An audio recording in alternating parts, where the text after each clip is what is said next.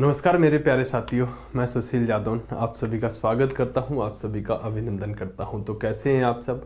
उम्मीद करता हूं कि आप सबका स्वास्थ्य बहुत अच्छा होगा और आप सबकी तैयारी भी बहुत अच्छी चल रही होगी। दोस्तों, अगर हम बात करें तो मिडिवल हिस्ट्री यानी कि मध्यकालीन भारत का इतिहास हम पढ़ रहे थे और हमने कुछ चीज़ों पर बात कर ली थी। जैसे कि साथियों, हमने देखा था कि आखिरकार किस तरह से भारत पर विदेशी आक्रमणकारियों ने आक्रमण किया है और वो किस तरह से साथियों आक्रमण करके भारत को साथियों यहाँ पर अपनी मुट्ठी में करना चाहते थे। और भारत पर साथियों जो आक्रमण हुए हैं उसके बाद हमारा भारत गुलाम होता जाएगा। बहरहाल आप ये बता दीजिएगा कि मैं आपको विजिबल हूँ, सही तरह से दिखाई सुनाई दे रहा हूँ, तो एक कमेंट कर दीजिएगा कि हाँ सर सब कुछ ठीक है। तो हम अपनी क्लास को आगे लेके चलते हैं। दोस्तों, मैं बताना सिर्फ इतना चाह रहा था कि भारत पर जैसे सबसे पहले आक्रमण किया मोहम्मद बिन कासिम ने। वैसे तो एक असफल आक्रमण हुआ था जो उबैदुल्ला के द्वारा किया गया था 711 में, तो उसका कोई औचित्य नहीं बनता। लेकिन साथियों, सफल आक्रमण जो भारत पर हुआ अरबों का या विदेशियों का जो आक्रमण हुआ वो 712 में हुआ। और साथियों मोहम्मद बिन कासिम ने किया। किस पर किया? राजा दाहिर पर किया था। दाहिर कौन था? तो दोस्तों हम कहेंगे सिंध का एक शासक था। और मोहम्मद बिन कासिम जिसने अटैक किया था, ये साथियों अरब के एक शासक अल हजाज का सेनापति था। इसने भारत पर अटैक किया वगैरह वगैरह सब कुछ मैं पढ़ा के आया हूं। उसके बाद साथियों बात करें तो महमूद गजनवी ने भारत पर अटैक किया और उसने साथियों किस तरह से भारत के अंदर मूर्तियों को तोड़वाया। उसे बुद्ध सिकन कहा गया, मूर्ति भंजक कहा गया, मूर्ति तोड़ने वाला कहा गया। तो साथियों उसने बहुत सारे मंदिरों को तोड़वाने का काम किया, इस पर भी हम बात कर चुके। फिर साथियों मोहम्मद गौरी आता है। तो मोहम्मद गौरी जब आता है तो मोहम्मद गौरी भारत पर अटैक करता है। और मोहम्मद गौरी के अटैक करने के बाद हमने ये पाया है कि साथियों भारत के अंदर जो एक बड़ा शासक थे पृथ्वीराज चौहान, राय पिथौरा पृथ्वीराज तृतीय जिन्हें कहते हैं, उनको साथियों मोहम्मद गौरी ने हरा दिया। पहले युद्ध में जो तराइन का पहला युद्ध हुआ 1191 में, उसमें तो पृथ्वीराज चौहान ने गौरी को हरा दिया। लेकिन बाद में साथियों गौरी ने यहाँ पर पृथ्वीराज चौहान को हरा दिया। दोस्तों सबसे बड़ी बात यह है कि हमारे दिमाग में एक प्रश्न उठता है आगे बढ़ाने से पहले कि सर एक बात बताओ कि आखिरकार जब भारत में इतने बड़े बड़े शासक थे, इतने बड़े बड़े साथियों ताकतवर सेनाएं हुआ करती थी, तो आखिरकार ये लोग हार क्यों जाते थे? ये लोग हार क्यों जाते थे? तो दोस्तों बहुत बड़ी बात मैं आपको बताने के लिए जा रहा हूं कि दोस्तों अगर हम प्राचीन काल को जब पढ़ेंगे, प्राचीन इतिहास को जब पढ़ेंगे, तो साथियों इससे भी भयंकर लोगों ने अटैक किया था भारत पर। सेल्यूकस निकेटर का नाम आपने सुना होगा। सेल्यूकस निकेटर ने भारत पर अटैक किया था चंद्रगुप्त मौर्य के समय पर। दोस्तों चंद्रगुप्त मौर्य ने इतना मारा था सेल्यूकस निकेटर को कि हारा तो था वो तो अलग, अपने काबुल जैसे क्षेत्रों को देके गया था अलग, अपनी बेटी की शादी और चंद्रगुप्त मौर्य के साथ करके गया था। उस समय कोई सम्राट अशोक के समय पर अटैक करके दिखाई भारत पर, चंद्रगुप्त मौर्य के समय पर अटैक करके दिखाई भारत पर। ऐसे लोगों ने छोटे मोटों ने अटैक भी किया था। तो साथियों बहुत बड़ी कहते हैं कि मार खा के गए थे ये लोग। लेकिन इस समय के आखिरकार राजा हमारे हार क्यों जाते थे, ऐसा प्रश्न तुम्हारे दिमाग में उठता है। मैं कहता हूं बेटा, चंद्रगुप्त मौर्य सम्राट अशोक के समय पर भारत एक मुट्ठी में रहा करता था, सशक्त भारत, अखंड भारत रहा करता था। लेकिन अगर हम इस समय के भारत को देखें तो मान लीजिएगा यहां पर कोई शासक है जो साथियों यहां पर मान लीजिए पृथ्वीराज चौहान है। तो पृथ्वीराज चौहान मान लीजिएगा गौरी से लड़ रहे हैं, तो बराबर में बैठा हुआ साथियों जयचंद ये कोशिश कर रहा है कि कब पृथ्वीराज चौहान हारे और मेरी आत्मा को शांति मिले। यानी भारत जब जब अखंड भारत रहेगा, पूरे भारत पर एक व्यक्ति का शासन होगा, तब उस समय भारत को हराना असंभव होगा। इस समय क्या था कि कोई यहां पर शासन कर रहा है, कोई यहां पर कर रहा है, कोई यहां पर कर रहा है, पृथ्वीराज चौहान यहां पर कर रहे हैं। तो जब पृथ्वीराज चौहान लड़ते थे ना, तो बाकी के राजा खड़े होकर देखते थे कि हमारे घर में आग थोड़ी लगी है, पड़ोसी के घर में लगी है। अरे आग पड़ोसी के घर में लगी है, लेकिन आग धीरे धीरे बढ़ते हुए तुम्हारे इस आलीशान महल को भी खाक करेगी, ये पड़ोसी राजा समझते नहीं थे। और यही बहुत बड़ा कारण रहा है मध्यकाल इतिहास में कि हमारे जो शासक है साथियों वो बहुत ताकतवर तो हुआ करते थे, लेकिन पड़ोसी राजा सोचता था कि दूसरे के घर में आग लगी है, मैं बुझाने क्यों जाऊं। तो पड़ोसी कई बार दुश्मन का साथ दे दिया करते थे, जिसकी वजह से भारत हार जाया करता था। आज के समय में अगर हम देखें कि जब तक साथियों भारत की गद्दी पर, जब तक साथियों भारत के अंदर दिल्ली की गद्दी पर कोई ताकतवर शक्तिशाली प्रधानमंत्री बन के बैठेगा, तब तक इस भारत को साथियों हराना, तोड़ना, कमजोर करना असंभव होगा। लेकिन जब जब क्षेत्रीय शक्तियां अपने आप को साथियों आगे बढ़ाने लगेंगे, पश्चिम बंगाल के सीएम कहने लगेंगे हम भारत का हिस्सा नहीं है, साथियों फारूक अब्दुल्ला या कुछ लोग कश्मीर के अंदर बैठ के कहने लगेंगे कि कश्मीर भारत का हिस्सा नहीं है, अरुणाचल प्रदेश की तरफ साथियों चीन अपनी नजर उठाएगा, और अगर भारत के अंदर दिल्ली पर बैठा हुआ प्रधानमंत्री कमजोर पड़ गया तो ये साम्राज्य साथियों अपने आप को अलग कर लेंगे, भारत फिर से गुलाम हो सकता है। लेकिन जब तक शक्तिशाली व्यक्ति इस भारत की गद्दी पर आज के समय में बैठा है, भारत को कमजोर करना, तोड़ना या हराना संभव नहीं है। मेरी बात समझ पा रहे हो?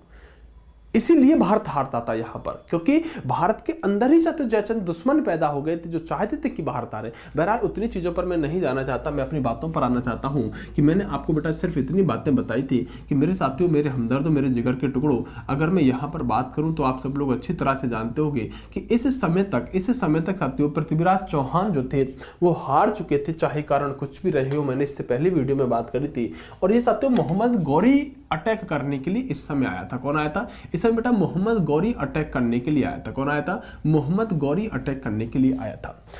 साथियों कहते हैं कि मोहम्मद गौरी का जो उद्देश्य है भारत पर अटैक करने का, वो कोई शासन करना नहीं है। जैसे कि मान लो कि मैं कहीं पर जाऊं, किसी व्यक्ति को मारूं, तो एक तो मेरा उद्देश्य हो सकता है कि उसके लूटपाट करना, उससे जेब से पैसे निकाल लेना, और एक उद्देश्य हो सकता है कि किसी दुश्मन की वजह से उसको सबक सिखाना। तो दो उद्देश्य हो सकते हैं। तो मोहम्मद गौरी का उद्देश्य साथियों भारत पर शासन करना नहीं था कि मैं इसकी गद्दी पर बैठूं, शासन करूं, यहां पर राज करूं, नहीं। वो एक तरह से बेटा लुटेरे टाइप का व्यक्ति है। गौरी कैसा है? एक लुटेरे टाइप का व्यक्ति है। और लुटेरे टाइप का जो लुटेरे टाइप का व्यक्ति है वो सिर्फ लूटपाट करने के उद्देश्य से भारत पर अटैक किया है। उसने अटैक किया, लूटपाट की और बहुत सारा पैसा लेके गया। लेकिन भारत उसके लिए कुछ चीज नहीं था। उसे नहीं पता था कि भारत आगे चल के इतनी चीजें अच्छी हो सकती हैं। तो उसने कहा कि देखो भाई, अब ये साम्राज्य मैंने जीत तो लिया है, सबसे बड़े शासक को हरा दिया है, पृथ्वीराज चौहान को। तो उसके 3 दामाद हुआ करते थे। दामाद समझते हो ना? जैसे अपनी पुत्री की शादी आप किसी के साथ करोगे तो वो आपका दामाद होगा। तो इसके 3 दामाद हुआ करते थे। तो अपनी इस पूरी की पूरी रियासत को, अपनी पूरी की पूरी सत्ता को अपने तीनों दामादों में बांट जाता है। जैसे इसके एक दामाद का नाम था साथियों ताजुद्दीन यल्दौज। इसको कई बार आप एल्दिज के नाम से भी पढ़ते हो, ताजुद्दीन एल्दिज भी लिखा हुआ मिलेगा। साथियों एक इसके दामाद का नाम हुआ करता था नसरुद्दीन कुवाचा, और एक इसके दामाद का नाम हुआ करता था बेटा कुतुबुद्दीन ऐबक। तो गौरी के 3 दामाद थे। इसने क्या सोचा कि मैं अपने साम्राज्य को यार क्या करूंगा, मैं अपने साम्राज्य को इन्हीं लोगों को दे देता हूं, अपने दामादों को ही दे देता हूं। तब इसने अपना साम्राज्य तीनों ही दामादों में बांट दिया। और कहते हैं कि जो अफगानिस्तान वाला क्षेत्र था ये किसके हिस्से में आया? ताजुद्दीन यल्दौज के हिस्से में आया। सिंध का क्षेत्र साथियों यहाँ पर कुवाचा के हिस्से में आया। और दोस्तों जो भारत वाला हिस्सा था वो यहाँ पर कुतुबुद्दीन ऐबक के हिस्से में आया। दोस्तों सबसे बड़ी बात ये थी कि जो कुतुबुद्दीन ऐबक था ये इसका साथियों सबसे विश्वसनीय दामाद था। क्या था? ये सबसे विश्वसनीय दामाद था और इस पर काफी विश्वास रखता था। हालांकि मैं बात करूं तो साथियों ताजुद्दीन एल्दिज और साथियों नसरुद्दीन कुवाचा का मन था कि हम भारत लें, लेकिन इसने फिर भी कुतुबुद्दीन ऐबक को दिया क्योंकि ये बड़ा महत्वाकांक्षी व्यक्ति था। ये बहुत ईमानदारी से काम करने वाला व्यक्ति था। कौन साथियों? कुतुबुद्दीन ऐबक। तो कुतुबुद्दीन ऐबक की बहुत ज्यादा मंशा नहीं थी, बस कुतुबुद्दीन ऐबक नॉर्मल जीवन जीता था। तो इस गौरी को इसी पर विश्वास हुआ कि तू भारत का बड़ा हिस्सा ले, तू इस पर शासन कर। तो कुतुबुद्दीन ऐबक को साथियों यहाँ पर दिल्ली मिल गया, कह सकते हैं भारत मिल गया, तो भारत पर शासन करने का इसे मौका मिला। दरअसल एक बात बताना चाहूंगा कि ये कुतुबुद्दीन ऐबक जो है, ये ऐबक कोई इसका संबंधी नहीं था खास। कुतुबुद्दीन ऐबक को दरअसल गौरी ने खरीदा था। मतलब ये कुतुबुद्दीन ऐबक गौरी का गुलाम था। कुतुबुद्दीन ऐबक कौन था? गौरी का गुलाम था। तो साथियों इसे गौरी का गुलाम भी कहते हैं और इसे दामाद भी कहते हैं। तो ये क्या है? दामाद और गुलाम दोनों हैं। और जब इसे खरीदा था तो खरीदने के बाद मतलब ये गुलामों की तरह ही काम करता था। अमीर आखुर वगैरह की उपाधि इसे देने का काम किया था और बाद में इसे साथियों अपने यहाँ पर इसने रखा था। बस काफी विश्वसनीय हो गया था। अब कहते हैं कि नौकर को हमेशा मालिक की बेटी से प्यार हो जाता है। तो इस कुतुबुद्दीन ऐबक को जो गुलाम था इसको इसकी बेटी से ही प्यार हो गया और शादी हुई तो क्या बन गया? ये फिर दामाद बन गया।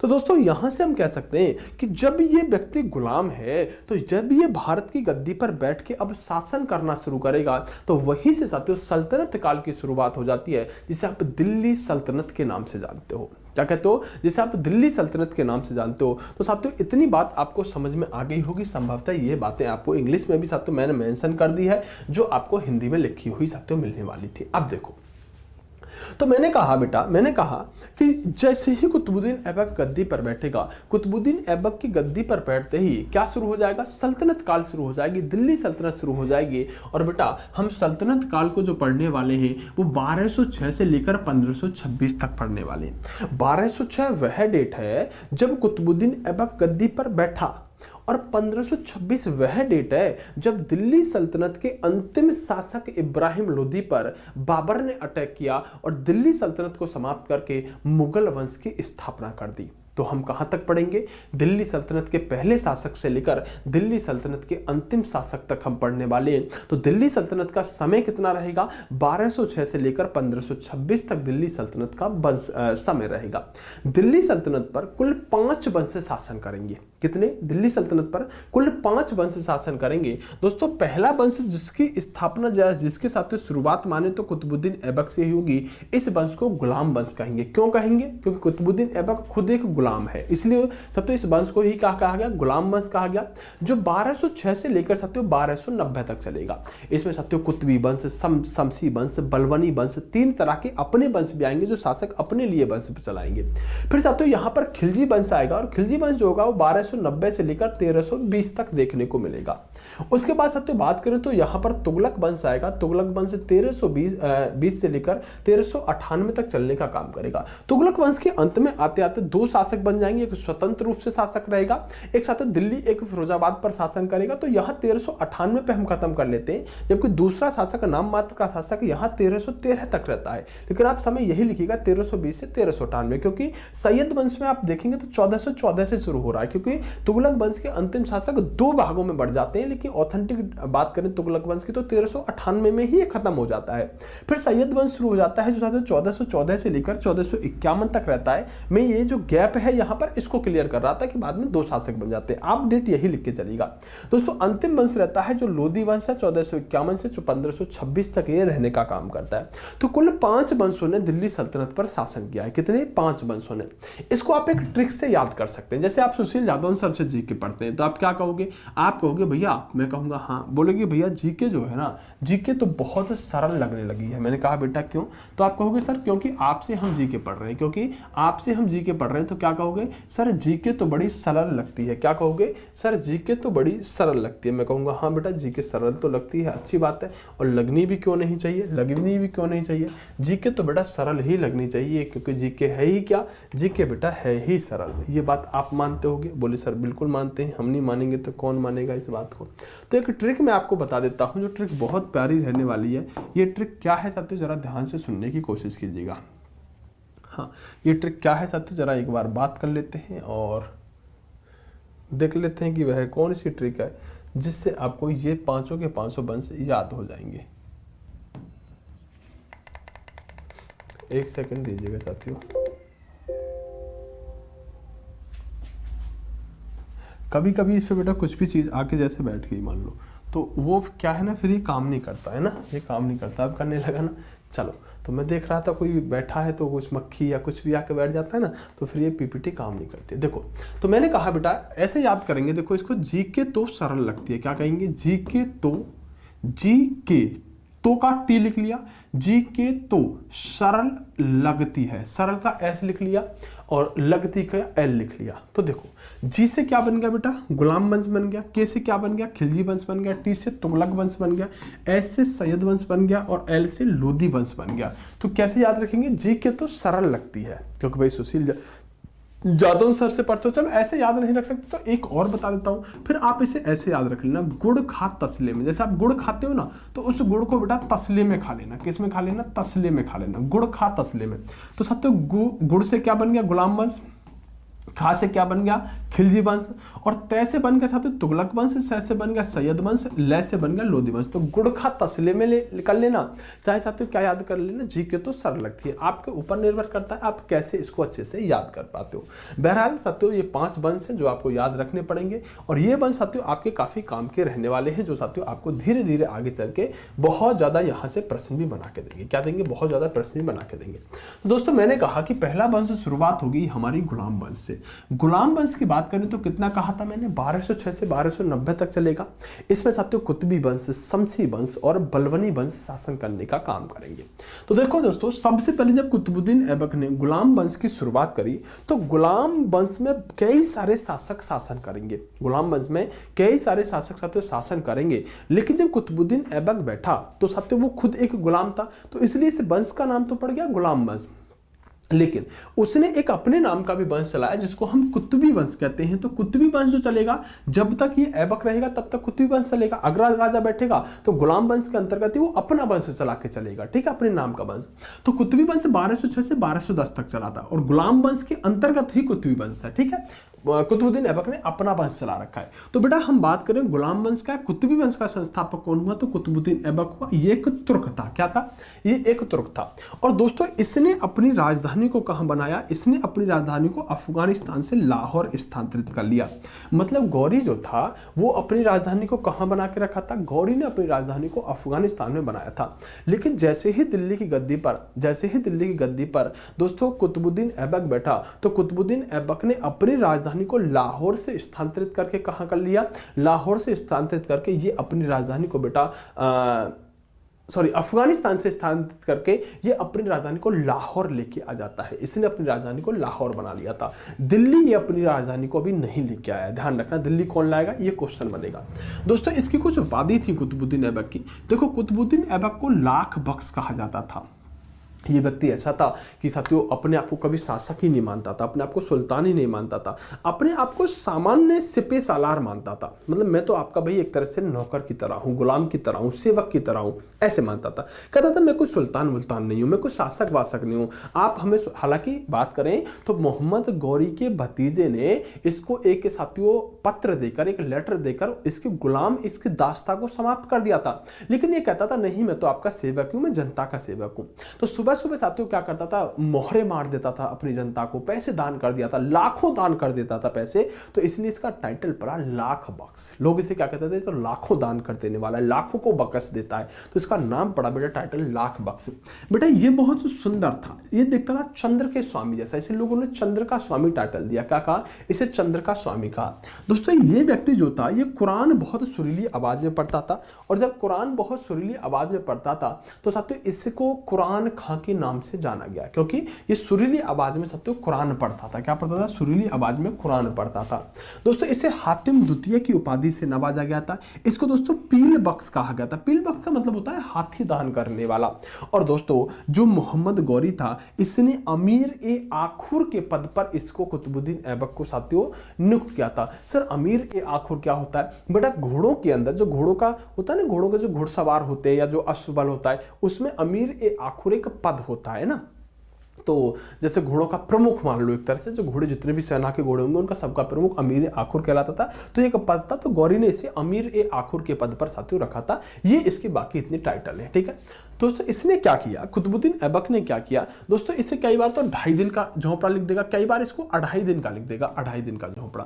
तो इसने साथियों कुतुबुद्दीन ऐबक के द्वारा बनवाए गए स्मारक क्या होंगे साथियों, बनवाए गए स्मारक। तो कुतुबुद्दीन ऐबक ने कौन कौन से स्मारक बनवाए हैं, इसने देखो 2.5 दिन का झोंपड़ा बनवाया है। क्या बनवाया है, 2.5 दिन का झोंपड़ा बनवाया है। सर 2.5 दिन का झोंपड़ा कहां पर है, तो क्वेश्चन बनेगा बेटा 2.5 दिन का झोंपड़ा जो है ये आपका अजमेर के अंदर है। कहां पर है, ये बेटा आपका अजमेर के अंदर रहने वाला है। और दोस्तों ये एक क्या है, मस्जिद है। देखो आजकल ऐसे क्वेश्चन पूछे जाते हैं कि बताओ 2.5 दिन का जो झोंपड़ा है वो साथियों कहां पर है, तो हम कहेंगे वो अजमेर के अंदर है। लेकिन अब क्वेश्चन क्या पूछा जाएगा कि ये तो ठीक है कि वो साथियों अजमेर के अंदर है, लेकिन हमें ये बताओ कि 2.5 दिन का झोंपड़ा जो है वो एक मंदिर है, वो एक मस्जिद है, वो एक गिरजाघर है, वो एक विद्यालय है। ऐसे क्वेश्चन आजकल बनते हैं। तो आप क्या कहेंगे कि 2.5 दिन का झोंपड़ा जो है सर वो एक क्या है बेटा, मस्जिद है। ये क्वेश्चन बहुत फेवरेट हो चुका है एग्जामिनर का। 2.5 दिन का झोंपड़ा किसने बनवाया, ये बच्चों वाला क्वेश्चन है, इसको कोई भी सॉल्व करेगा इस क्वेश्चन की कोई ताकत नहीं है। लेकिन साथियों आपसे क्वेश्चन अब क्या बन सकता है कि भाई वो है क्या, ये बताओ वो है क्या। तो आप क्या कहोगे, जरा कमेंट करो क्या कहोगे। तो कहोगे सर ये एक मस्जिद है, ठीक है, अजमेर के अंदर अवस्थित है, और कहते हैं कि विद्यालय वगैरह तुड़वा के इसको बनवाने का काम किया था। वो सब बात की बातें, कभी इतना क्वेश्चन आपसे नहीं बनेगा। देखो बेटा, क्वेश्चन जैसे कि मैं आता हूं तो मैं काफ़ी कंटेंट सर्च करता हूं, फिर मैं ये देखता हूं भाई मैं क्या विशेष कंटेंट लेके जाऊं बच्चों के लिए। तो मेरा दिल ये कहता है कि भाई मैं ये कंटेंट भी ऐड कर लूं, मैं वो कंटेंट भी ऐड कर लूं, थोड़ा अच्छा कंटेंट ऐड कर लूं। लेकिन फिर एक दिल गवाही देता है कि मैं दिखाने के लिए बहुत सारा नया कंटेंट ऐड करके ले जा सकता हूं, जिसको देख कर बच्चा कहे हाँ यार ये तो किसी ने नहीं पढ़ाया, ये तो उस मास्टर ने भी नहीं पढ़ाया, ये तो इसने, मैं कर सकता हूं। लेकिन फिर मैं कहता हूं कि कंटेंट रिलीवेंट पढ़ाने में ज्यादा ध्यान देना चाहिए। जो क्वेश्चन आते हैं वही पढ़ाएं तो अच्छा रहेगा।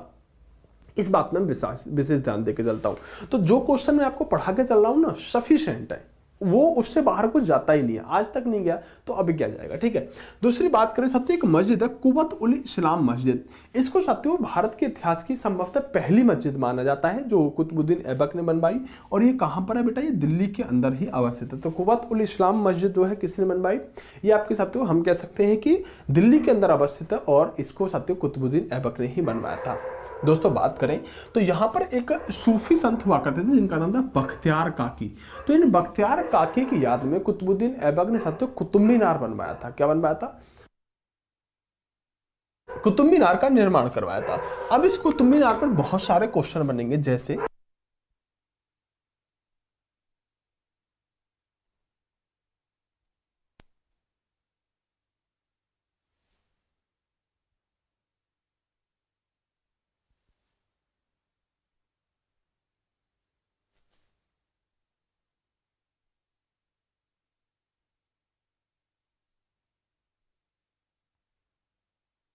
हाँ, तो मैंने कहा बेटा इस कुतुब मीनार पर बहुत सारे क्वेश्चन बन जाएंगे।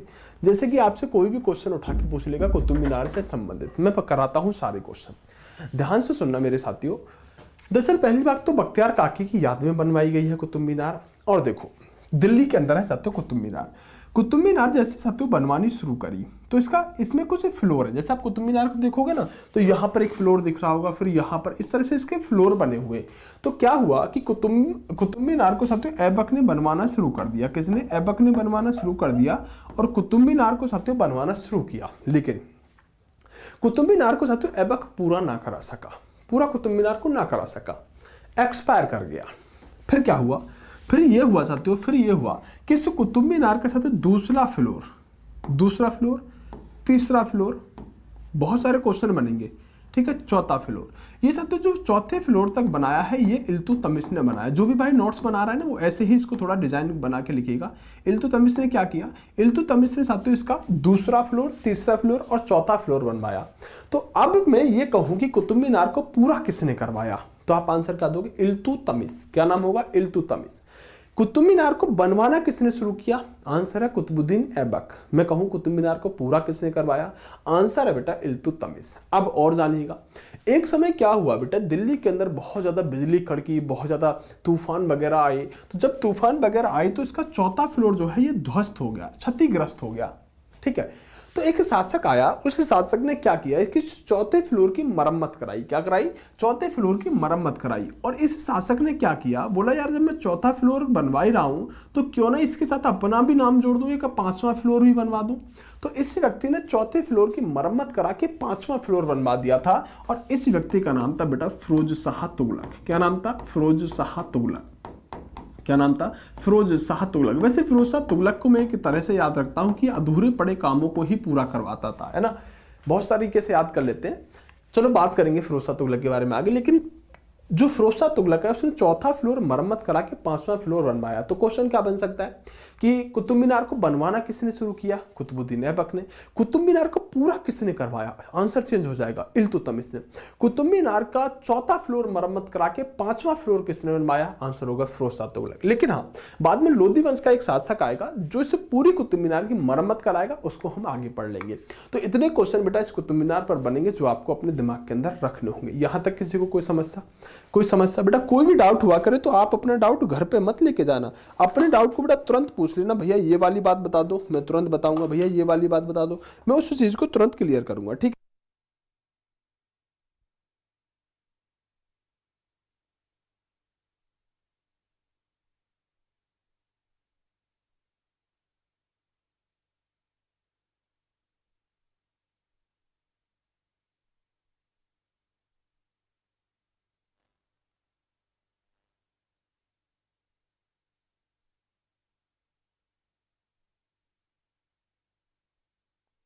इतनी बातें समझ में आई है? ओके, अगर समझ में आई है तो आगे चलते हैं बेटा। क्या चलते हैं? आगे चलते हैं, ठीक है, ओके। तो आगे क्या है साथियों, कुतुब मीनार को पूरा कराया साथियों इल्तुतमिश ने, ठीक है। कुतुब मीनार की मरम्मत और साथियों 5वीं मंजिल किसने बनवाई? फिरोज शाह तुगलक ने साथियों यहाँ पर बनवाई है, तुगलक ने बनवाई है, ये मैंने आपको बता दिया। दोस्तों कहते हैं कि ये व्यक्ति जो था कुतुबुद्दीन ऐबक 1210 की बात है, एक खेल खेल रहा था।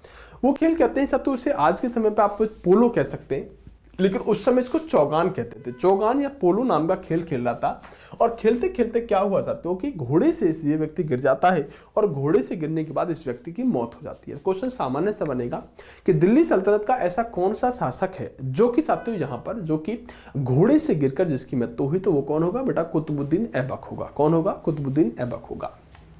कब मरा? 1210 में मरा। अच्छा, एक बात और ध्यान रखिएगा कि कुतुबुद्दीन ऐबक के दरबार में साथियों यहाँ पर हसन निजामी और साथियों फखदू मियार रहते थे। कौन? हसन निजामी लिख लीजिएगा। वैसे कौन रहते थे? हसन निजामी रहते थे। कौन रहते थे? हसन निजामी इसके दरबार में रहते थे। बस ये थोड़ी सी बात याद रखिए। वैसे फख्शियार भी रहते, उसकी जरूरत नहीं पड़ेगी, ठीक है।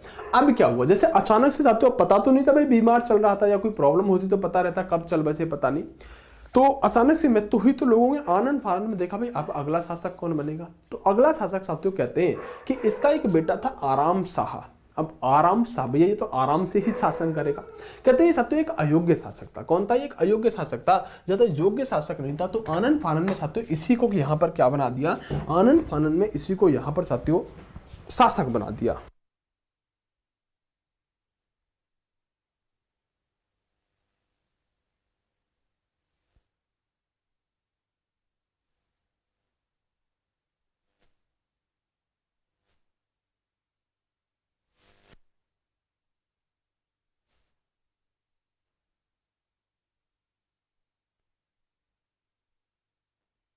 अब इसको शासक तो बना दिया, लेकिन ये शासक क्या शासन कर पाता? बोले बिल्कुल नहीं कर पाता था। हालांकि बहुत सारे लोगों का मानना था कि इसे शासक मत बनाओ, फिर भी इसे शासक बनवा दिया। तो ये साथियों 1210 से और 1210 तक ही शासन रहता है। आराम शाह नाम है और ये आराम से शासन करता है। कहते हैं आराम शाह 1210 में शासक बना। ये कुतुबुद्दीन ऐबक का बेटा था। यह एक अयोग्य शासक था।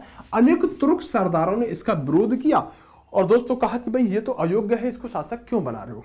बाद में हुआ क्या कि दोस्तों इसी समय की बात हुआ करती थी कि इल्तुतमिश नाम का एक व्यक्ति था, और वे उस समय साथियों बात करें तो बदायूं का गवर्नर था। कहाँ का? बदायूं का गवर्नर था। तो उसको किसी ने मैसेज भेजा कि आप आओ, शायद आप एक अच्छे सरदार हो सकते हो। अभी बताएंगे इल्तुतमिश और ऐबक का रिश्ता क्या था। तो ऐबक साथियों इल्तुतमिश को मैसेज भेजा गया, तो बदायूं से साथियों ऐबक आया। जब ऐबक पहुंचा तो आराम शाह ने साथियों उसकी मुकाबला किया। हालांकि उसने साथियों मौका पाते ही आराम शाह को यहाँ पर ठिकाने लगा दिया, हरा दिया। युद्ध में हराने के बाद साथियों अगला शासक जो बना वो इल्तुतमिश बन गया। तो कुतुबुद्दीन ऐबक से सीधा लोग इल्तुतमिश पढ़ाते हैं, लेकिन आराम शाह भी गद्दी पर बैठा है, चाहे कुछ महीनों के लिए ही बैठा है, लेकिन आराम शाह भी बेटा गद्दी पर बैठा है। इसके बाद क्या होता है? इसके बाद बेटा एक व्यक्ति है जिसका नाम है इल्तुतमिश। मैंने कहा इस समय कहाँ का दोस्तों? ये बदायूं का गवर्नर था। यूपी में ही पड़ता है बदायूं, ठीक है। क्या था? बदायूं का गवर्नर हुआ करता था। इसे मैसेज भेजा गया कि भाई आराम शाह एक अयोग्य शासक है। तो क्या हुआ? ये आया और साथियों इसने गद्दी पर बैठा और ये शमसी वंश की स्थापना करता है। जैसे उसने कुतुबी वंश करी थी, इसने शमसी वंश कर दिया। तो ये साथियों शमसी वंश जो है, अगर हम बात करें 1210 से 1236 तक चलेगा। और हुआ क्या साथियों यहां पर कि इल्तुतमिश 1210 से 1236 तक खुद शासन करेगा। ये व्यक्ति क्या करता है भाई? ये बड़ा दिमागदार व्यक्ति था। ये इच्छा जताता था कि भाई मैं दिल्ली का शासक एक दिन बनूं, मैं दिल्ली का शासक एक दिन बनूं।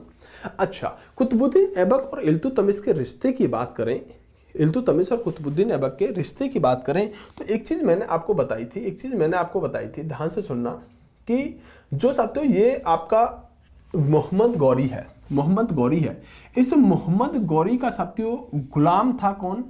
कुतुबुद्दीन ऐबक। मोहम्मद गौरी का गुलाम कौन था? हमने कहा भाई मोहम्मद गौरी का गुलाम था कुतुबुद्दीन ऐबक। बोले बहुत अच्छी बात है।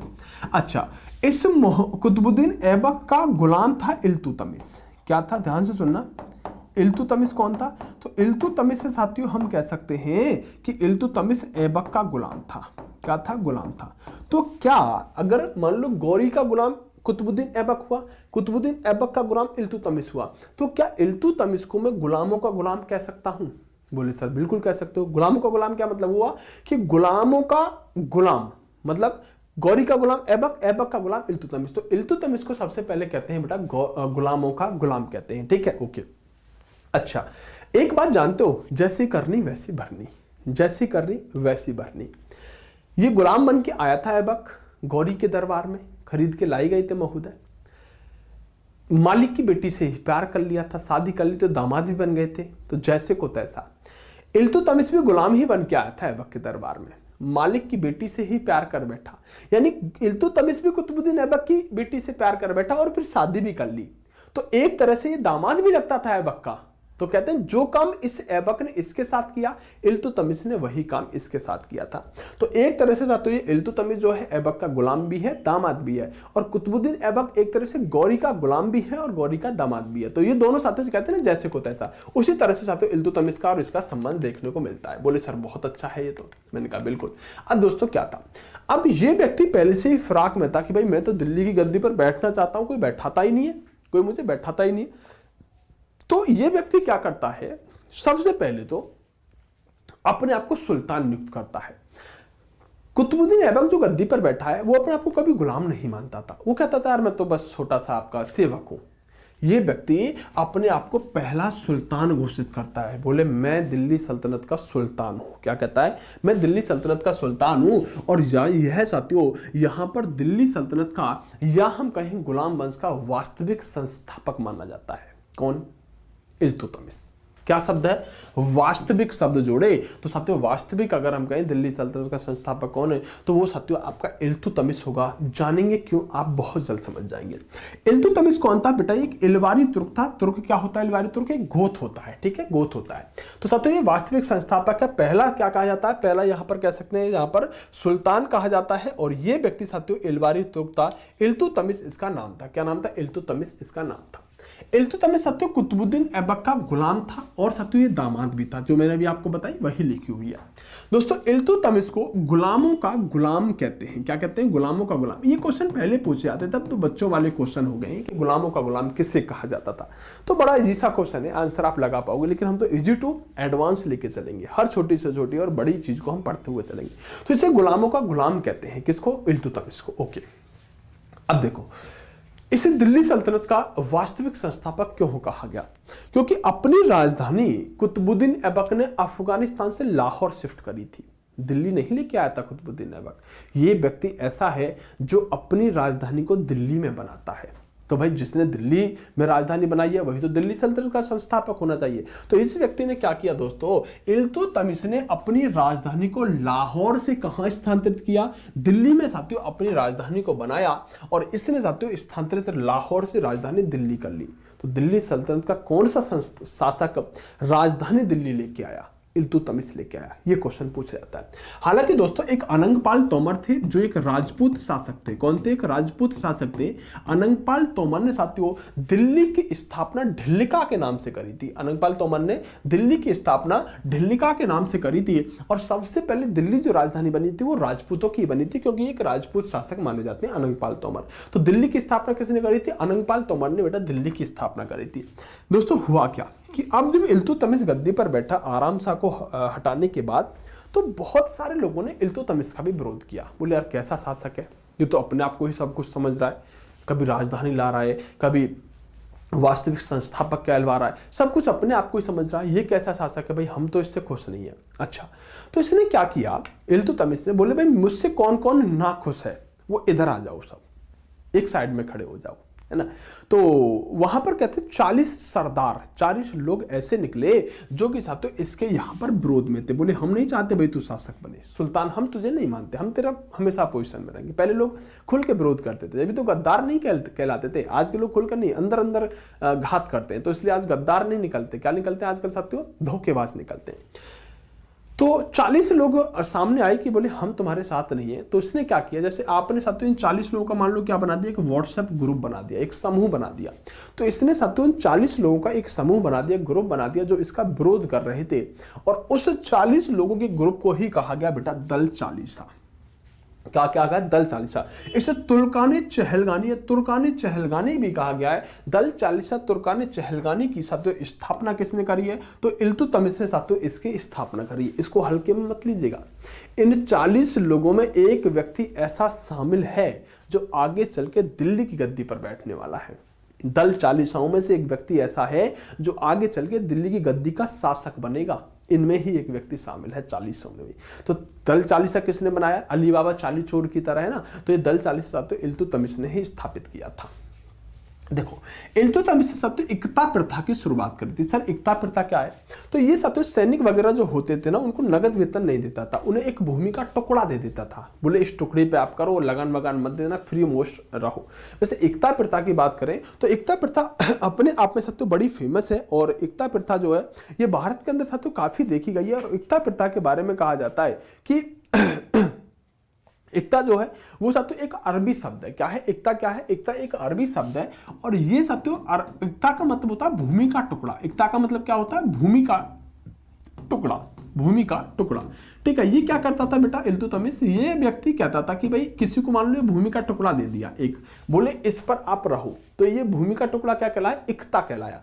अब ये जिसको मिला वो क्या कहलाया? इक्तेदार, इक्तादार या इक्तादेर। जिसको ये भूमि का टुकड़ा मिला वो क्या कहलाया? इक्तेदार कहलाया। तो इक्ता प्रथा क्या था कि एक भूमि का टुकड़ा दे देता था वेतन के बदले सैनिकों को या अन्य लोगों को, सामान्य लोगों को, और उस पर साथियों खेत वेत करो अपना, कोई प्रॉब्लम नहीं है। बाद में जिसको नॉर्मल दिया उससे साथियों पैसे वैसे लेता था, जिसको वेतन के रूप में दिया उससे कोई दिक्कत नहीं थी। तो इक्ता प्रथा की शुरुआत साथियों दिल्ली सल्तनत में ये इल्तुतमिश करता है। लेकिन दोस्तों मोहम्मद गौरी ने सबसे पहले इक्ता प्रथा की शुरुआत करी थी। लेकिन साथियों एक एडवांस वर्जन में एक सुसज्जित तरीके से कौन करता है? इल्तुतमिश करता है। तो मोहम्मद गौरी साथियों कर चुका था। इक्ता क्या है? एक अरबी शब्द है साथियों, मैंने कहा, जिसका अर्थ होता है भूमि। यह भूमि इक्ता, और साथियों इसे लेने वाला इक्तादार कहलाता है। ये सब बातें आपसे नहीं पूछी जाती है, बस ये पूछेगा इक्ता प्रथा की शुरुआत किसने करी? तो आप सामान्य कहिएगा भारत में गौरी कर चुका था, लेकिन इल्तुतमिश ने एक एडवांस रूप में करी थी, एक सुसज्जित तरीके से करी थी। आप आंसर इल्तुतमिश ही ज्यादा लगाइएगा। अच्छे लेवल के पेपरों में पूछ लेता है कि सबसे पहले किसने करी थी, तो जब साथियों आप गौरी लगा सकते हैं। लेकिन ये 10% चांस है, 90% इल्तुतमिश ही इक्ता प्रथा में आंसर आएगा। इल्तुतमिश ने और क्या किया? इल्तुतमिश के सिक्के थे, देखो ये साथियों टका और जीतल नाम के सिक्के चलवाता था। तो टका जो होता था वो चांदी का होता था, पूछा गया है। और दोस्तों जो जीतल होता था ये तांबे का होता है। देखो जीतल में तय आ रहा है तो तांबे में भी तय आ रहा है, ऐसे याद कर लेना, ठीक है। तो टका किसका हो गया? चांदी का हो गया। अब भैया जब सिक्के बनवाएगा तो उसे टकसाल बनवाने की जरूरत पड़ेगी कि नहीं बनेगी? बोले बिल्कुल पड़ेगी। तो बेटा दिल्ली में टकसाल भी किसने बनवाई थी? तो कुतुबुद्दीन ऐबक ने ही दिल्ली के अंदर टकसाल बनवाई थी। और दोस्तों सिक्कों पर जो साथियों टकसाल का नाम लिखा आता है ना कि ये सिक्का कहां पर छपा है, वो भी इल्तुतमिश के समय से ही साथियों टकसाल का नाम सिक्कों पर लिखवाना शुरू हुआ था। इल्तुतमिश ने साथियों न्याय कार्य के लिए काजी और साथियों अमीर ए दाद की नियुक्ति करी थी। पूछेगा अमीर ए दाद विभाग ने किसको, अमीर ए दाद विभाग किसने बनवाया? तो साथियों इल्तुतमिश ने बनवाया। ये साथियों न्याय कार्यों के लिए था, ठीक है। काजी और अमीर ए दाद की नियुक्ति करी थी इल्तुतमिश ने साथियों न्याय कार्य के लिए। उसके अलावा साथियों देखो मैं आपको एक बात बता के आया था शुरू में कि बेटा भले ही गौरी के 3 दामाद थे, उसमें से सबसे जो अच्छा था, विश्वसनीय था, वो था कुतुबुद्दीन ऐबक। लेकिन बाकी के 2 जो थे ना, उनकी भी नजर दिल्ली पर थी कि कब हमें दिल्ली मिले, कब हमें दिल्ली मिले। मैंने बताई थी ना शुरू में ये बात। तो दोस्तों वो टाइम पर उनके भी कीड़ा उठता रहता था कि हम भाई कैसे दिल्ली के शासक हम बन जाएं। तो हुआ क्या बेटा, हुआ क्या कि इल्तुतमिश बहुत तेज था इन बातों में। जैसे 40 लोगों को अलग करके ग्रुप बना दिया ना दल चालीसा, इसने देखा और कौन मेरा दुश्मन हो सकता है। तो इसे पता चला कि भाई इसका एक जो एल्दिज या यल्दौज नाम का व्यक्ति है ना, एल्दिज या यल्दौज नाम का व्यक्ति जो है ना, ये भी साथियों थोड़ा सा इसके भी कीड़ा उठ रहा है। तो बेटा तराइन का तीसरा युद्ध होता है। देखो तराइन का पहला और दूसरा युद्ध आपने खूब पढ़ा है, आज जानो तराइन का तीसरा भी युद्ध हुआ है। ये कब हुआ है सर? 1215 में हुआ है। किसके बीच में हुआ है? तो इल्तुतमिश और यल्दौज के या एल्दिज के बीच में हुआ है, जो गौरी का ही गुलाम था। और इस युद्ध का परिणाम यह निकला कि इल्तुतमिश इस युद्ध में जीतता है और यल्दौज की इसमें हत्या कर देता है, हटा दिया अपने कांटे का रास्ता, है ना। तो कुतुबुद्दीन ऐबक का गौरी का जो गुलाम था साथियों, यहां पर कौन? एल्दिज, उसको साथियों यहां पर तराइन के तीसरे युद्ध में यहां पर इल्तुतमिश ने हरा दिया। बात यही नहीं रुकी, इल्तुतमिश के साथ तो जीत हुई और इल्तुतमिश को लगा कहीं कुवाचा भी आगे चल के जो एक और तीसरा वाला जो दामाद था, सत्य ताजुद्दीन नसीरुद्दीन कुवाचा और सत्य एल्दिज जो थे दोनों ही थे, तो कुवाचा की भी हत्या सब तो इल्तुतमिश ही कर देता है। यानी कि मोहम्मद गौरी के दोनों दामादों को कौन मार देता है दोस्तों, यहाँ पर इल्तुतमिश मार देता है। लेकिन बेटा ये वाला युद्ध याद रखना, तराइन का तीसरा, तराइन का पहला दूसरा सबको पते होते हैं, 1191 1192 पृथ्वीराज चौहान मोहम्मद गौरी। लेकिन तराइन का तीसरा युद्ध किस किस के बीच में हुआ, बच्चे को पता ही नहीं है, कुछ भी नहीं पता। चलो ध्यान रखना, पता होना चाहिए एल्दिज कौन है, किताब में पढ़ भी लिया कि तराइन का तीसरा युद्ध इल्तुतमिश और यल्दौज के बीच में हुआ। अब बच्चों को पता ही नहीं होता यल्दौज कहां से आ गया ये, तो हम बेटा एक एक शब्द को, चीजों को लेके क्लियर करके चलेंगे ना, जो आगे कभी समस्या ना हो। आ जाओ दोस्तों, हुआ क्या कि ये एक ऐसा व्यक्ति था कि लोग इसका विरोध कर रहे थे इल्तुतमिश का। भाई आराम शाह को हटा के गद्दी पर बैठा था, तो इसने क्या किया कि उस समय के जो खलीफा होते थे ना इस्लाम धर्म के, वो ऐसे समझो खलीफा सब कुछ जो कह दे दुनिया में वही होगा, उस तरह से रोल होता है। जैसे आज मान लो धर्म गुरु जैसे होते हैं सबके, तो इसने क्या किया दोस्तों, खलीफा के पास गया और खलीफा से सुल्तान की उपाधि ले आया और लोगों से आकर कह दिया भाई देखो अब तो खलीफा ने मुझे सुल्तान स्वीकारा है, खलीफा ने कहा है मैं सुल्तान हूं, तो अब कोई इसका विरोध नहीं कर सकता था। तो ये क्या करता है दोस्तों, खलीफा ने इल्तुतमिश को सत्य सुल्तान की उपाधि दी। यह पहला सुल्तान की उपाधि लेने वाला व्यक्ति बना था, तो खलीफा से सुल्तान की उपाधि लिया था। बड़ा तेज व्यक्ति था ये दिल्ली सल्तनत का, इसीलिए इसको क्या कहा जाता है बेटा, इसीलिए इसको वास्तविक संस्थापक भी कहा जाता है, क्योंकि सुल्तान की उपाधि खलीफा से लेके आ गया था। अब हुआ क्या, इसका एक और कारण था कि दिल्ली सल्तनत का वास्तविक संस्थापक क्यों कहा जाता है दोस्तों। इस समय जब ये गद्दी पर बैठा था, मंगोल बहुत ताकतवर हुआ करते थे, मंगोल के शासक बहुत ताकतवर थे, ऐसे समझो जैसे मतलब एक तरह से राक्षस टाइप के व्यक्ति थे ये। तो उसी समय पर क्या हुआ दोस्तों, इसी समय पर क्या हुआ कि चंगेज खान नाम का व्यक्ति, जिसे आप तो क्या कहते हो तिमुचिन भी कहते हो आप, चंगेज खान नाम का व्यक्ति तिमुचिन जो है, ये एक व्यक्ति का पीछा करते हुए, जिसका नाम था बेटा जलालुद्दीन मकबरनी। होता क्या है कि जलालुद्दीन मकबरनी नाम का जो व्यक्ति है, जलालुद्दीन मकबरनी नाम का जो व्यक्ति है, ये चंगेज खान के भाई की हत्या कर देता है और ये भागने लगता है मार के चंगेज खान के भाई को। अब मकबरनी आगे आगे और चंगेज खान अपने भाई की बदला लेने के लिए पीछे पीछे, ये भागते हैं दोनों। ये भागता हुआ जलालुद्दीन मकबरनी आ जाता है बेटा भारत में, और भारत में दिल्ली के नजदीक आके इल्तुतमिश को लेटर भिजवाता है कि मेरा पीछा चंगेज खान कर रहा है, तिमुचिन कर रहा है, तू मेरी मदद कर दे। तो इल्तुतमिश इसके उस लेटर को ठुकरा देता है, बोले मैं मदद नहीं करूंगा, मैं मदद नहीं करूंगा। ये इसकी साथियों मदद नहीं करता, मकबरनी की इल्तुतमिश जब मदद नहीं करता तो साथियों इसीलिए अगर ये मदद कर देता इल्तुतमिश, तो चंगेज खान इतना ताकतवर था कि इल्तुतमिश को भी मारता, जब भी तो मदद नहीं करी होगी ना इसने, इल्तुतमिश को मारना, मकबरनी को भी मारता। चंगेज का बहुत ताकतवर था।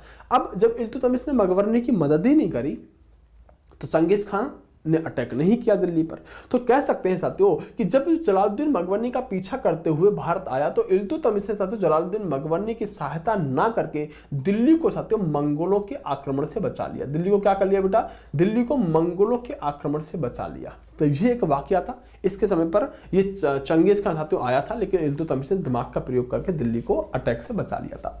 इल्तुतमिश का ने साथियों जो बगदाद का खलीफा था, उसका नाम था अल मुतासिर बिल्हा, जिससे क्या लेके आया था, मान्यता प्राप्त करके आया था, और सुल्तान की साथियों क्या लेके आया था, सुल्तान की उपाधि लेके आता है। बगदाद के खलीफा से अल मुतासिर बिल्हा से साथियों क्या लेके आ गया था, ये सुल्तान की उपाधि लेके आया था उस समय।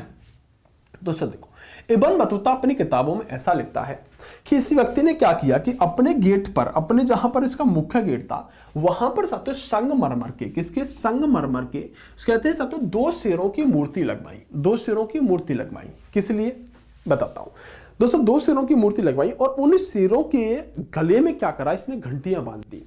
कहता था कि अगर किसी को भी कोई प्रॉब्लम है ना, आके शेरों के गले में लटकी हुई घंटी, मतलब मूर्ति थी वो शेरों की, तो उन घंटियों को बजाओ, अगर किसी को प्रॉब्लम है मैं आऊंगा, उसकी बात को सुनूंगा, इसकी प्रॉब्लम को सॉल्व करूंगा।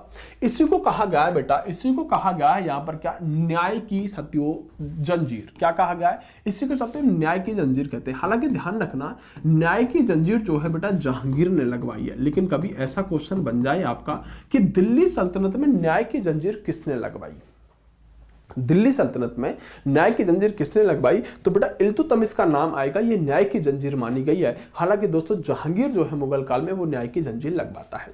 दोस्तों इल्तुतमिश के बाद क्या हुआ कि इल्तुतमिश के जो बच्चे थे वो पूरी तरह से बड़ा बेटा तो वैसे इसका मर ही जाता है।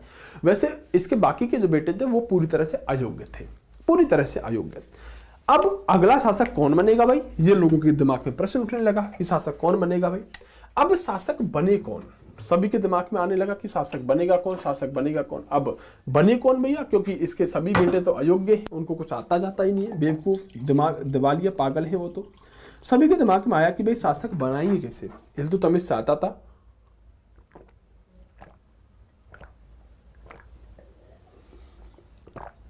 इल्तुतमिश चाहता था कि शासक जो ही बने ना, अच्छा शासक बने। तो इल्तुतमिश को लगा कि यार, जब इल्तुतमिश जैसे कभी कभी जाता था ना युद्ध अभियानों पर, तो बेटे तो बेवकूफ थे इसके। तो इसकी एक बेटी थी सुंदर सी, रजिया सुल्तान, है ना। तो इसकी बेटी इसके अपने पापा के साथ लड़ने के लिए जाती थी, वहां तलवार चलाती थी, दुश्मन को मारती थी, मतलब एक राजा की तरह लड़ती थी, लाल वस्त्र धारण करके। तो इल्तुतमिश को मन था कि रजिया सुल्तान को ही शासक बना दे। लेकिन मतलब जो रजिया की माँ थी, वो रजिया की माँ क्या कहती थी, नहीं भाई ये शासक नहीं बननी चाहिए, ये शासक नहीं बननी चाहिए। तो ये साथियों इल्तुतमिश की जो पत्नी थी या रजिया की जो माता श्री थी, वो रजिया को शासक नहीं बनाना चाहती थी। तो आगे चल के क्या हुआ दोस्तों, रुकनुद्दीन फिरोज शाह इल्तुतमिश का एक बेटा था, ये 1236 में गद्दी पर बैठा दिया गया। लेकिन इसके 74 कुछ महीनों में ही दिख गए, बोले ये संभाल ही नहीं पाएगा सत्ता को। तो 1236 से लेकर बेटा 1236 से लेकर और 1236 तक ही कौन बैठा, ये रुकनुद्दीन फिरोज शाह बैठा। जो साथियों हम बात करें तो ये इल्तुतमिश का बेटा था और रजिया सुल्तान का भाई था। लेकिन बहुत जल्द समझ में आ गया कि इसकी बस की नहीं है, इसके बस की नहीं है। तो फिर क्या हुआ, तो फिर साथियों ये हुआ कि अगली शासिका बनी भैया रजिया सुल्तान। दिल्ली सल्तनत पर यह भारत के इतिहास में अभी तक शासक बनने वाली पहली महिला सुल्तान है। क्या नाम है, रजिया सुल्तान। कौन है, इल्तुतमिश की बेटी है। ये बेटा 1236 से लेकर 1240 तक गद्दी पर बैठती है। कई किताबों में 1239 लिखा हुआ मिलेगा, 1236 से 1240 रखिएगा, विवादित है। तो 1236 से 1240 तक सोतियों यहां पर रजिया सुल्तान गद्दी पर बैठती है, लाल वस्त्र धारण करती है, टोपी पहनती है, साम्राज्य में जाके गद्दी पर बैठती है और अपने फरमान सुनाने शुरू करती है। अच्छा, कुछ सरदारों को इससे प्रॉब्लम हुई, बोले यार हम मतलब नीचे बैठेंगे और महिला ऊपर बैठेंगी, मतलब महिलाओं का शासन चल रहा है क्या, मतलब होता ना कि महिलाओं के अंडर हम काम क्यों करेंगे, वो वाली फीलिंग। तो इसका साथियों लोगों ने विरोध किया। लेकिन महिला थी, ताकतवर थी, युद्ध लड़ती थी और वैसे भी साथियों कुशल रणनीतिज्ञ थी, ये साथियों यहाँ पर शासक बनती है। लेकिन कहते हैं कि प्यार में और इश्क में सब चलता है यार, मोहब्बत इश्क में बड़े बड़े साम्राज्य लुट जाते हैं। हुआ क्या जानो दोस्तों, ये पहली महिला सुल्तान बनी। क्या बनी, पहली महिला सुल्तान बनी। रजिया की शादी बेटा अल्तुनिया नाम के व्यक्ति से हुई।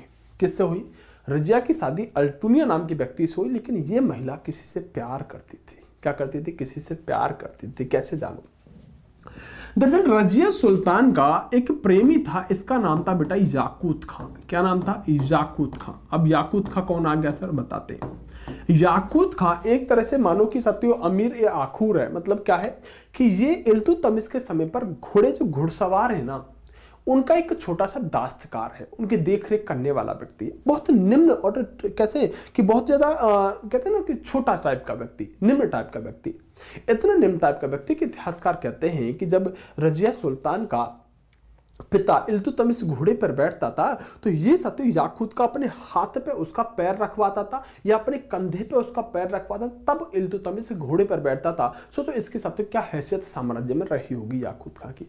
और रजिया सुल्तान प्रेम किससे कर बैठी, इसी व्यक्ति से प्रेम कर बैठी। कहते हैं ना नौकर को हमेशा मालिक की बेटी से ही प्यार होता है। तो रजिया सुल्तान याकूत खां से प्रेम कर बैठी। अच्छा चल रहा था, सब कुछ मजे थे, जीवन में सब कुछ बेहतरीन चल रहा था।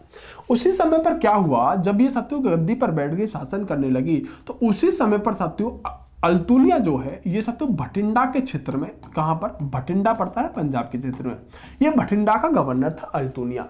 तो इस अल्तुनिया ने क्या किया कि इस अल्तुनिया ने साथियों विद्रोह कर दिया। बोले हम नहीं मानेंगे भाई रजिया को शासक। इस अल्तुनिया ने विद्रोह कर दिया। तो रजिया सुल्तान भटिंडा पंजाब के क्षेत्र में विद्रोह को दबाने के लिए गई और अपने प्रेमी याकूत खां को भी लेके गई।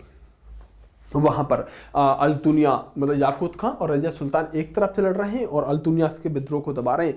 अल्तुनिया का कैसे भी एक बार दाब लग गया और इसने साथियों इस याकूत खां की हत्या कर दी। अल्तुनिया ने याकूत खां की हत्या कर दी। देन साथियों यहां पर अल्तुनिया ने इस रजिया सुल्तान को ऑफर दिया, बोले अब देख तेरा प्रेमी तो मारा जा चुका है, अब या तो मैं तुझे भी मार दूंगा और दिल्ली की गद्दी हासिल करूंगा, या तेरे पास एक अच्छा ऑप्शन भी है कि तू मुझसे शादी कर ले और जीवन आगे बढ़ा लेंगे। अब लड़के इस चीजों में बड़ी तेज होती हैं, बोले कि अगर शादी कर लूंगी तो लाइफ लाइन तो खत्म हो चुकी है, अब तो शादी तो करनी पड़ेगी, तो शादी कर लेता हूँ दिल्ली की गद्दी भी बचा लूंगा। कहते हैं ना कि पैरासीटामोल में भी इनको कलर चाहिए, तो वही वाला सिस्टम था। बोले कि शादी कर लूंगी तो मैं दिल्ली सल्तनत बचा लूंगी। बोला ठीक है मैं तुमसे शादी कर लूंगी। तो साथियों रजिया सुल्तान अल्तुनिया से शादी करने के लिए साथियों बेबस हो जाती है और अल्तुनिया से रजिया सुल्तान की शादी होती है, क्योंकि साथियों यहाँ पर ऑप्शन खत्म हो चुका था याकूत खां का। न चाहते हुए भी अल्तुनिया से रजिया सुल्तान की शादी हुई। जब साथियों शादी हुई तो कहते हैं कि रजिया का प्रेमी कौन था, याकूत खां इसका प्रेमी था, मैंने आपको बताया है। अब दोस्तों हुआ क्या, अब नई नई शादी हुई है भैया, नई नई शादी हुई है, देखो किस तरह से तलवार सौंपी जा रही है ना रजिया सुल्तान, क्या बात है, अपने आप में एक अलग ही में कहते हैं कि माहौल था। नई नई शादी हुई है और नई नई शादी हुई है, अब थोड़ा शिमला मनाली और मैसूर वगैरह ये घूम रहे हैं, अपना मैसूर ही गए हैं और ठंडा ठंडा माहौल, ठीक है, तो सब कुछ बढ़िया चल रहा है। तो अब घूमते फिरते आ रहे हैं साथियों दिल्ली की तरफ। सीधा दिल्ली नहीं आए, घूम फिर रहे थे, ज़्यादा ही घूम रहे थे। अब देखो अब पंजाब से सीधा अगर आएंगे दिल्ली तो आ जाएंगे, अब बीच में कहाँ ये पहुँच गए, कैथल के अंदर, हरियाणा में कैथल पड़ता है। कैथल के अंदर पहुँच गए, वहाँ को साथियों रात में अपना लेट हो गए, अपना लिटिल चल रही थी पार्टी। तो क्या हुआ, रात को लेट सोने के बाद क्या हुआ, तंबू वंबू लगा रखे थे, रुके हुए थे रात को, कि सुबह फिर चलेंगे दिल्ली की तरफ, पहुंच ही लिए हैं तो दिल्ली। इनके शिविर पर अचानक से अटैक हुआ, इनके शिविर पर रात को अचानक से अटैक हुआ और वहीं से वो गाना बचा कि अल्लाह बचाए मेरी जान की रजिया, ठीक है। तो उसी तरह से कैथल के अंदर आते समय साथियों अल्तुनिया और रजिया सुल्तान को साथियों कहते हैं कि बहराम शाह ने मरवा दिया, और साथियों रजिया का ही भाई बहराम शाह हुआ करता था। दोस्तों इसको मरवाने पर विवाद है, कुछ लोग कहते हैं कि बहराम शाह जो इसका भाई था, एक और भाई था रजिया सुल्तान का, उसे लगा कि भाई बहन जी तो वहां गई हैं और अल्तुनिया याकूत खां मारा जा चुका है और अब तो दिल्ली की गद्दी खाली बची हुई है, मैं बैठ जाता हूं इस पर। ये बहराम शाह बैठ गया, बोला दीदी तो बच गई, वो तो आ रही है। तो उसने क्या किया कि कैथल के नजदीकी साथियों इनको मरवाने का प्लान बनाया और मरवा दिया। कहते हैं कि बहराम शाह ने रजिया सुल्तान को मरवाया। कुछ इतिहासकार कहते हैं कि राजपूत शासकों ने रजिया सुल्तान को मारा, कुछ इतिहासकार कहते हैं कि दल चालीसा के लोगों ने रजिया सुल्तान को मारा था। बहरहाल रजिया सुल्तान के मारने पर विवाद है, अलग अलग टीचर, अलग अलग किताबें, अलग अलग इतिहासकार इसको अलग अलग तरीके से साथियों पढ़ाते हैं। बहरहाल रजिया सुल्तान साथियों कैथल के अंदर मारी गई है अपने प्रेमी के साथ। इवन यही नहीं साथियों, रजिया सुल्तान के मकबरे पर भी विवाद है। आप नेट गूगल करिएगा तो कई बार साथियों मिलेगा कि कैथल में ही इसका मकबरा है, कई बार मिलेगा इसका मकबरा दिल्ली के अंदर है। तो दोनों ही जगह मैंने लिख दिए रजिया सुल्तान का मकबरा कैथल ऑब्लिक साथियों यहाँ पर दिल्ली के अंदर अवस्थित है। कहाँ पर, कैथल ऑब्लिक साथियों दिल्ली के अंदर अवस्थित है। तो दोस्तों आज हमने रजिया सुल्तान तक पढ़ा है, रजिया सुल्तान हमने इसी कलम से मार दी है और अब साथियों हम आगे चीजों को लेके चलेंगे। क्लास उम्मीद है बहुत अच्छी लगी होगी, बहुत मजा आया होगा। नोट्स साथियों एक क्लास के मैंने डाल दी है, अभी आपको आगे चीजें कंटिन्यू मिल जाएंगी, लोड मत लेना आप। हम धीरे धीरे साथियों बहुत अच्छे कंटेंट के साथ आगे बढ़ रहे हैं, जितना मैं पढ़ा रहा हूं मोर देन सफिशिएंट है, ज़्यादा आपको परेशान होने की ज़रूरत नहीं है। बेहतरीन तरीके से इतना अगर आप पढ़ते जाओगे तो आपका जीवन सुधर जाएगा। कोई भी डाउट, कोई भी समस्या है तो मैंने आपको अपना नंबर भी दे रखा है, मैंने अपना टेलीग्राम ग्रुप भी बता रखा है, आप साथियों उसमें जाकर जुड़ सकते हैं। वहाँ पर जो भी बात करेंगे साथियों मैं आपकी बातों को हमेशा सहजता से लेता हूँ, आपकी प्रॉब्लम्स को सॉर्ट आउट करता हूँ और इसी तरह से इसी रिलेशनशिप के साथ मैं चाहता हूं कि हम आगे बढ़ते रहें। साथियों जो रिलेवेंट चीज़ें मैं पढ़ा रहा हूँ ये एक फाउंडेशन कोर्स है, इससे बेहतरीन साथियों कंटेंट नहीं हो सकता। इस बात का आप खुद अनुभूति कर रहे होगे, खुद इस बात को समझ रहे होगे और आपके सारे एग्जाम के क्वेश्चन बेटा इस बेस से लगेंगे, इस बात का विश्वास करके चलिएगा। बहरहाल चलिए मिलते हैं अगली क्लास में। बेस्ट ऑफ लक, नमस्कार, जय हिंद दोस्तों। अपना ख्याल रखिएगा, खुश रहिएगा, अपने माँ बापों को खुश रहिएगा और बहुत आगे बढ़ते रहिएगा, इतना आगे कि मुझसे भी आगे एक दिन निकल जाओ। Best of luck.